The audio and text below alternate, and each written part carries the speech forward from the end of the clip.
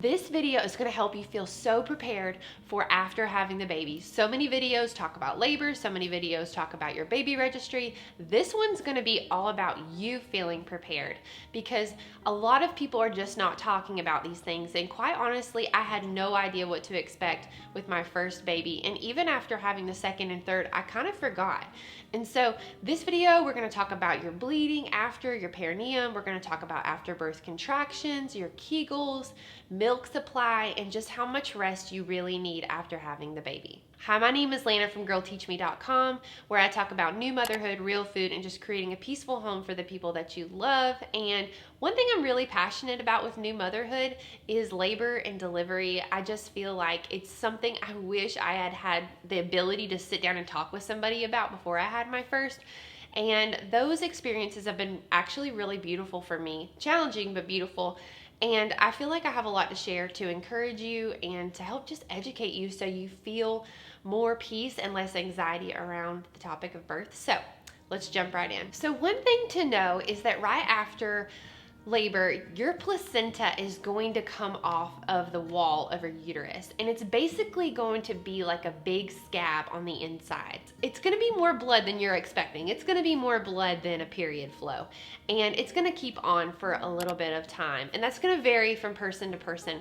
But one thing you really need to know is that you need to be massaging your uterus. And so you're going to get right here with your stomach, and you're going to be working your way down, pushing on your belly. And you want to do this while you're going to the bathroom. So while you're emptying your bladder, just sit and you're going to push your hands down on your uterus, and that's going to help that blood to come down and come out. You really shouldn't be using more than 2 pads every 2 hours. That's going to taper off, or at least it should, and it should start to go from bright red to brown as that scab inside of you is healing. You really don't need to be picking up anything. If you feel great, it can be misleading. You can feel like you can just go out and do anything, especially if you've had a really easy labor and delivery and you haven't torn, or you didn't get a C-section or epidural or something like that. You can feel really good after, but what you need to know is you have a really big scab on the inside that needs to heal, and healing can take longer with less rest. Okay, so let's talk about afterbirth contractions. It can be such a bummer because you're like,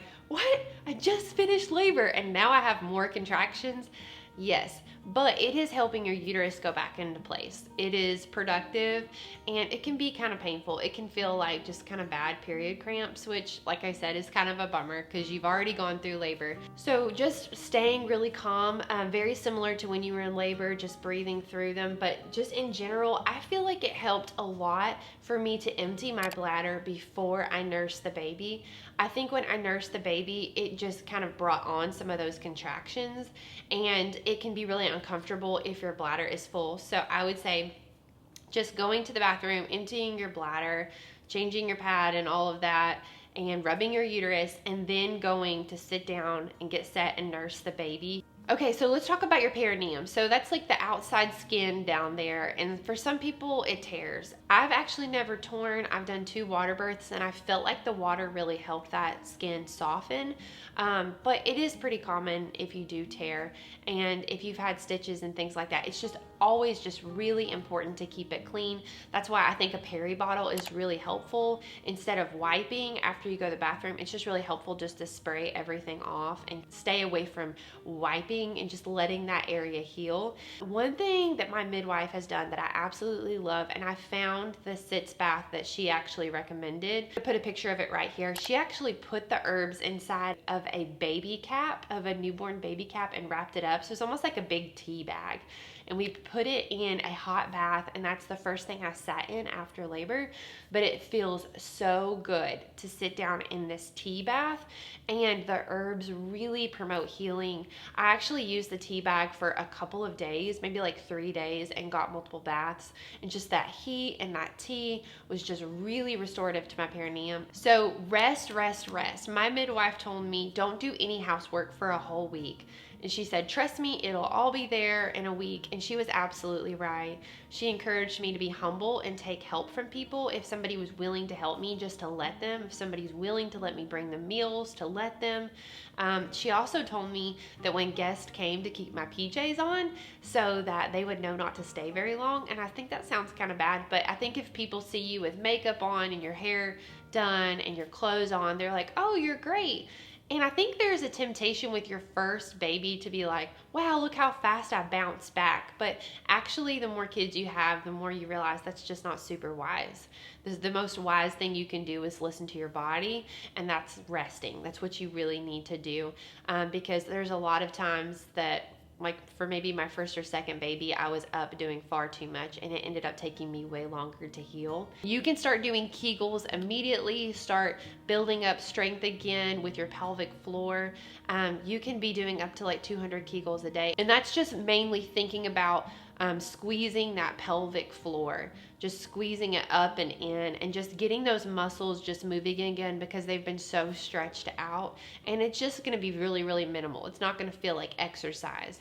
So you can start doing those immediately. Okay, a word on milk. I feel like this can be so stressful for women. It's like literally you jump from one issue, being super nervous about labor, to now you're anxious about will you have enough milk, and it just never ends.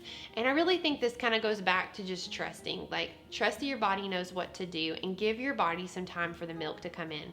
Like literally the baby's stomach is the size of like a marble. It's so little. And so it's going to be getting that colostrum out. That colostrum is like liquid gold.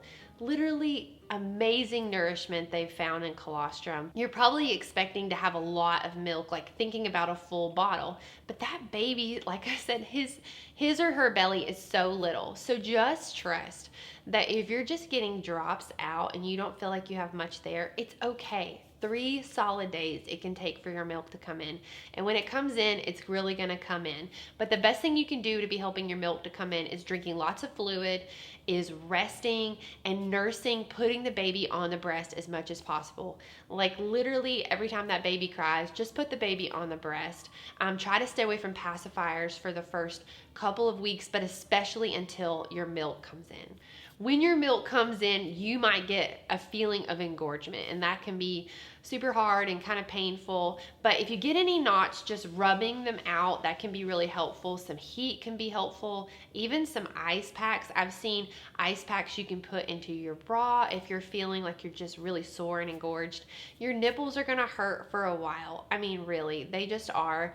But they usually toughen up, kind of like they get a little bit calloused. It's going to hurt for at least the first week when the baby gets a latch.